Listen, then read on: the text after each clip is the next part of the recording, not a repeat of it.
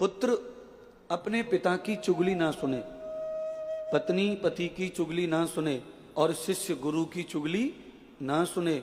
अगर ये तीनों लोग ऐसे सुनते हैं, बेटे के सामने पिता की कोई बुराई कर रहा है और बेटा हंस रहा है और सुन रहा है। अच्छा, आधे से ज्यादा दुनिया के बेटे तो ऐसे, हाँ मेरे पापा तो ऐसे ही, वो कब सुधरेंगे क्या पता।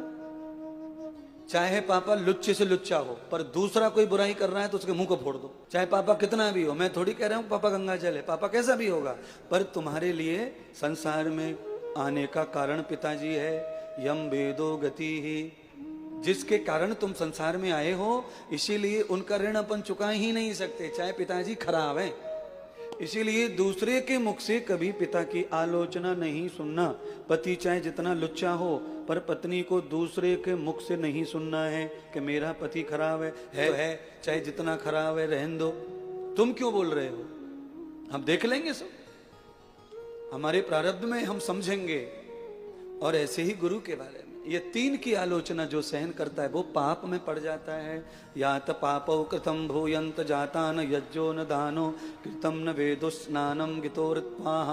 गंगा स्नान से, यज्ञ से, दान से भी ये पाप छूटता नहीं, इसका प्रायश्चित नहीं है। इसीलिए माता सती ने उमाकांत अग्नि में शरीर भस्म किया, क्योंकि वो पाप छूटेगा ही नहीं और उस पाप का परिणाम होगा कि मैं अपयश को प्राप्त हो जाऊंगी, और मैं अपयश को प्राप्त होना चाहती नहीं हूं।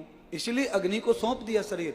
अच्छा, जिंदा शरीर अग्नि को समर्पित कर दिया पति के नाम से। नस्तो न वेदितो कृति, मैंने पति के पावन तत्व को नष्ट कर दिया। मैं लड़के आई हूं। अच्छा, मैं लड़के आई हूं, ये मेरा पर्सनल मामला है, इसमें ये लोग क्यों बकवास करेंगे, अड़ोसी पड़ोसी दूसरे लोग।